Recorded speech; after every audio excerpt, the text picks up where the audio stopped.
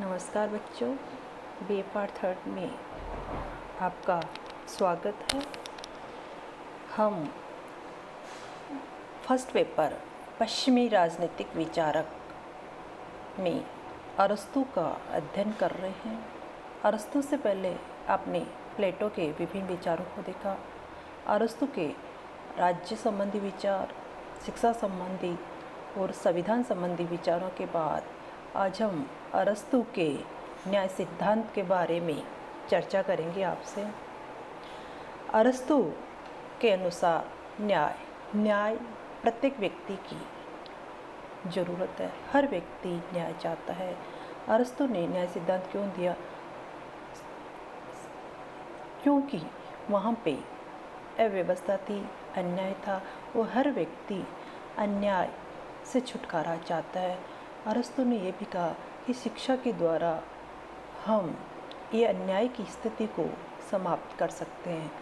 तो न्याय सिद्धांत को समझने से पहले हमें ये देखना होगा कि अरस्तू न्याय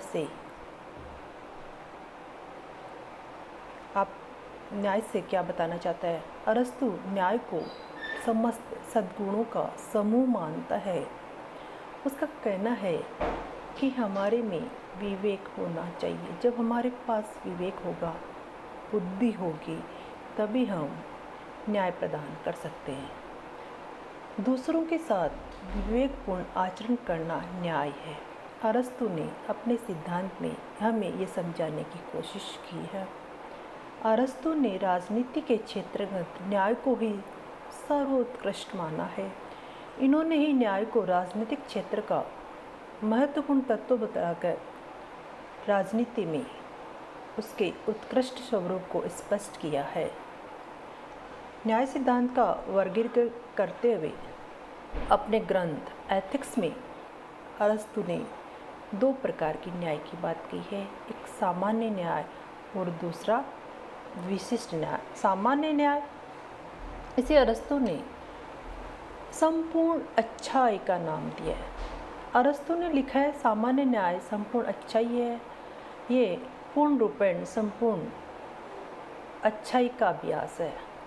अच्छाई के सब कामों में सभी सद्गुणों तथा समग्र साधुता को ही अरस्तू सामान्य न्याय मानता है।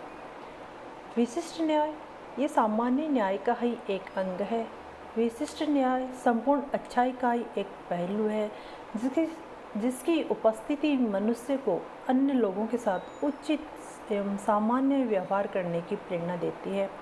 अरस्तू ने विशिष्ट न्याय को दो भागों में बांटा है। एक वितरणात्मक न्याय, दूसरा संशोधनात्मक न्याय। वितरणात्मक न्याय इससे अभिप्राय है कि राज्य अपने नागरिकों में राजनीतिक पदों, सम्मानों तथा अन्य लाभों और पुरस्कारों का बंटवारा या वितरण न्यायपूर्ण रीति से करे। कहने का तात्पर्य क्या है? जो शासक है अगर अपने विवेक का प्रयोग करता है, बुद्धि का प्रयोग करता है, तो मेरी समझ में वो किसी के साथ अन्याय नहीं करेगा। संशोधनात्मक न्याय वह है जिसके आधार पर राज्य अपने नागरिकों को पारस्परिक संबंधों का निर्धारण इस प्रकार करता है। विभिन्न सदस्यों के पारस्परिक व्यवहार में उत्पन्न होने वाले दोषों को ठीक करके उनका संशोधन करता है। व्यवहार ऐच्छिक और अनैच्छिक रूप से दो प्रकार के होते हैं। ऐच्छिक व्यवहार में विभिन्न प्रकार के समझौते तथा संविदाएँ हैं। अनैच्छिक व्यवहारों में सहमति का कोई तत्व नहीं होता। राज्य हानि उठाने वाले नागरिकों को भरपाई करता है, उसके साथ न्याय करता है। अब हमारे सामने क्वेश्चन आता है, क्या प्लेटो और अरस्तू, आपको पता है प्लेटो ने भी न्याय सिद्धांत की बात की है और उसके लिए उसने न्याय के कितने सिद्धांत दिए? 3 सिद्धांतों की बात की है। प्लेटो के चिंतन का जो केंद्र बिंदु न्याय है, प्लेटो ने रिपब्लिक को न्याय पर ही आधारित किया है। अरस्तू की महत्वपूर्ण रचना पॉलिटिक्स है, जबकि अरस्तू के चिंतन में न्याय एक पहलू मात्र है, केंद्र नहीं। प्लेटो ने न्याय को अपने सिद्धांत में सेंटर में रखा है और अरस्तू ने सिर्फ एक सिद्धांत के रूप में दिया है। प्लेटो को न्याय को अपने आदर्श राज्य में जितना महत्व दिया है, अरस्तू ने नहीं दिया। अरस्तु किसकी बात करता है? न्याय की बात करता है, सिद्धांत की बात करता है। क्या अरस्तु के न्याय सिद्धांत में कुछ कमियां थी? हम जानते हैं एक सिक्के के दो पहलू होती है। हर सिद्धांत की जहाँ अच्छाई होती है वहीं कुछ कमियां होती है। वो कमियों के आधार पर जो अन्य राजनीतिक विचारक है वो उनकी आलोचना करते हैं। तो अरस्तु का जो न्याय सिद्धांत है वो भी आलोचकों की नज़रों से अपने आप को नहीं बचा पाया है। अरस्तु के न्याय सिद्धांत को कई आधारों पे, कई तर्कों के आधार पर आलोचना की जाती है। पहला है कि अरस्तु के जो न्याय की अवधारणा है नैतिक अधिक वैधानिक कम।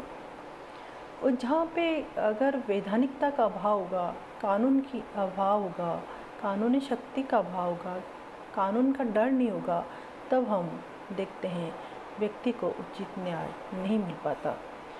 केवल विवेक के आधार पर नैतिकता की हम बड़ी बड़ी बातें कर सकते हैं, लेकिन जब हम उसको व्यवहार में उतारते हैं तो हम कहीं न कहीं उन सिद्धांतों पे, अपने ही सिद्धांतों पे खरे नहीं उतरते। वितरणात्मक न्याय का व्यवहार में क्रियान्वयन असंभव है। हम कैसे निर्धारित करेंगे कि यह सही है और या गलत हो? तो वितरणात्मक जो न्याय की बात की है कि उसके आधार पर क्या है, योग्यता का निर्धारण कठिन। कोई व्यक्ति कितना अधिक योग्य है, उस योग्यता के आधार पर हम उसको पद दे देते हैं, सम्मान दे देते हैं। वो व्यक्ति मेरे लिए हो सकता है, किसी अन्य के लिए नहीं। तो जो ये सारी व्यवस्थाएं, सारी संपूर्ण व्यवस्था को इस आधार पे देखना थोड़ा सा कठिन होता है। न्याय धनिकों का विशेषाधिकार, न्याय उन्होंने विशेष धनिक वर्ग है उसको ही उस पर ध्यान दिया, क्योंकि व्यवस्था को चलाना। क्योंकि आप आगे उसके जब विचार देखोगे तब आपको ये बात अच्छे से समझ में आ जाती कि अरस्तु एक वर्ग विशेष के हितों की बात ज़्यादा करता है। उसके न्याय सिद्धांत में हमने देखा न्याय क्या है, उसका वर्गीकरण कैसे किया, महत्व किस तरह से बताया और आलोचनाएं। संपूर्ण सिद्धांत को देखने के बाद अगर हम किसी निष्कर्ष पे पहुंचते हैं तो पाएंगे क्या अरस्तु का जो न्याय सिद्धांत है उचित नहीं है या उसका कोई महत्व नहीं है? ऐसा नहीं है। हर सिद्धांत का अपना एक महत्व होता है।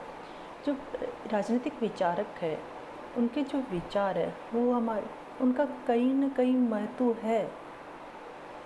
विवेक की बात करना, नैतिकता की बात करना, तो इन विवेक और नैतिकता, न्याय तभी होगा जब हमारे पास विवेक होगा, हमारे पास बुद्धि होगी।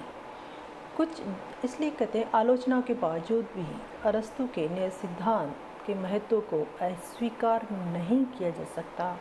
एक अच्छे और लोक कल्याणकारी राज्य के लिए ये आवश्यक है कि सामाजिक दृष्टि में संतुलन व्यवस्था स्थापित करने के लिए अपने पदों और पुरस्कारों को अपने नागरिकों में न्यायोचित वितरण करे, ताकि वे संतुष्ट होकर राज्य के प्रति अपने दायित्व का निर्वाह अच्छे से कर सके और उसे स्थिरता एवं एकता प्रदान कर सके।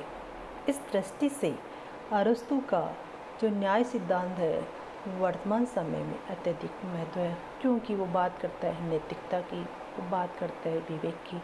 और आज हम सब जानते हैं विवेक एवं बुद्धि के आधार पर ही हम शासन व्यवस्था को या राज्य व्यवस्था को अच्छे से चला सकते हैं। धन्यवाद।